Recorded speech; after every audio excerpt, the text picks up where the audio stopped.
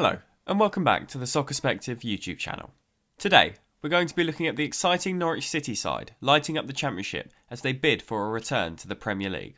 The Canaries are currently top of the table, 10 points clear of their closest rivals as the season begins to draw to a close. Under manager Daniel Farke, the side have transformed their style of play, building out from the back with an emphasis on cutting lines and interplay in and around the box. Fronted by the likes of Emi Buendia and Teemu Pukki, the Canaries are fluid in attack, but where they've transformed the most from their last tenure in the top flight is defensively. We saw glimpses of the creativity this young side can produce with big wins over Manchester City and Spurs, but can they get over the final hurdle? This is 5 reasons Norwich will get promoted to the Premier League. Number 5. Security at the back. In their last stint in the Premier League, Norwich conceded a league-high 75 times in 38 games, with injuries across the back line forcing a mix of different defensive lineups throughout the season. Experienced centre-half Grant Hanley was partnered with 3 inexperienced youngsters in the likes of Jamal Lewis, Ben Godfrey and Max Aarons, who were yet to play in the league. The summer signing of Ben Gibson has ensured some solidarity at the back this season, whilst Hanley has been a leader in a rejuvenated defence.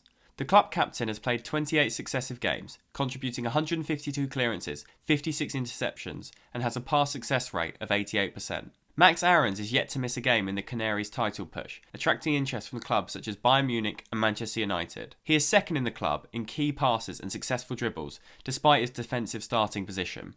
New signing Dimitris Giannoulis has settled perfectly into Farke's attacking system, averaging the most tackles per game since his debut.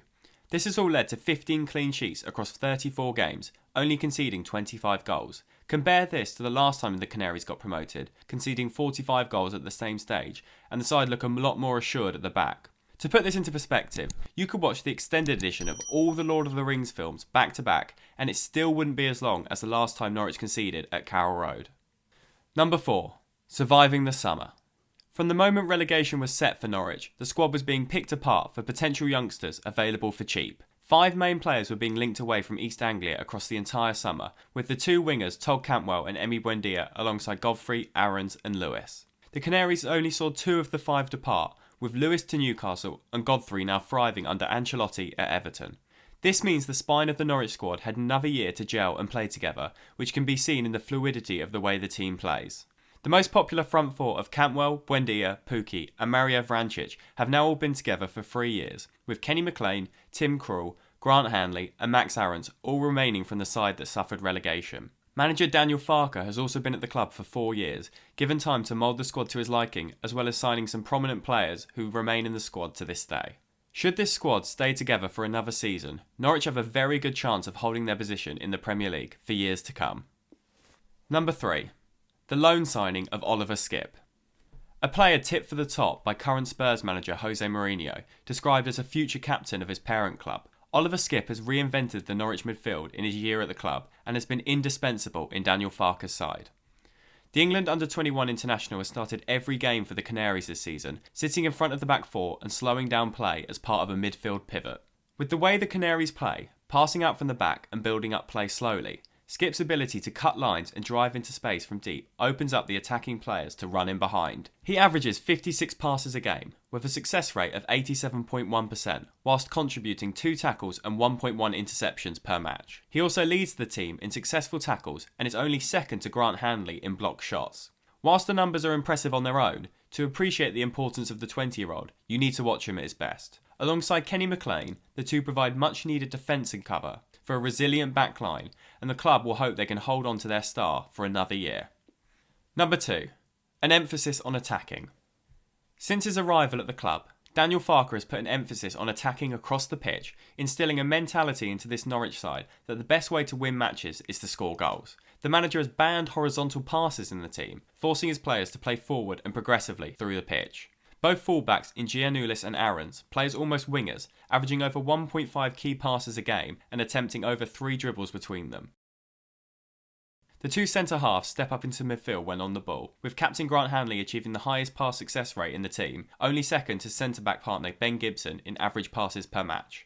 The front 4 all contribute to the attacking numbers for the side. Derren-born Todd Cantwell leads the team in fouls drawn and second in attempted dribbles, contributing 4 goals and 3 assists while missing a load of games through injury. Mario Vrancic contributes 2 shots a game from the number 10 position, coming up with 5 goals and 3 assists, despite being rotated with the likes of Kieran Dow, Olner Hernandez and Lucas Rupp. However, none are more important for goals than frontman Teemu Pukki. Signed on a free transfer in 2018, the Finnish striker has the most goals in the top 2 tiers of English football since his debut, besting the likes of Mo Salah, Harry Kane and Sadio Mane with 60 goals. He's averaging a goal every 130 minutes this season, with 20 goals and 2 assists to his name. He leads the team in shots per game with 3.3, with all these stats making him the second quickest to reach 60 goals for the club. However, there's one man more important in this Norwich side than Teemu Pukki. Number 1, Emi Buendia. A player surely on the radar of all the big clubs this summer, 24-year-old Emiliano Buendia has been lighting up the Championship this season, spearheading Norwich's promotion push. The Argentine becomes the first player this season to contribute 10 goals and 10 assists in the league.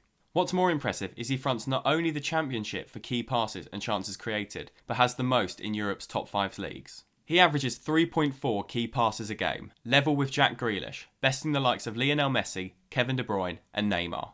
Inside the Norwich squad, he leads on key passes, attempted dribbles and has the highest average match rating in the league according to Who Scored. His 10 goals have him only behind Pukki in the squad, and he is second for expected goals and shots on target. He shines above the rest in assists as well, leading the league with 10 and topping the expected assists at the club. What the stats don't reflect is his tenacity and hunger to win the ball back, often pressing as the front line of defence or providing cover for Max Aarons when on the back foot.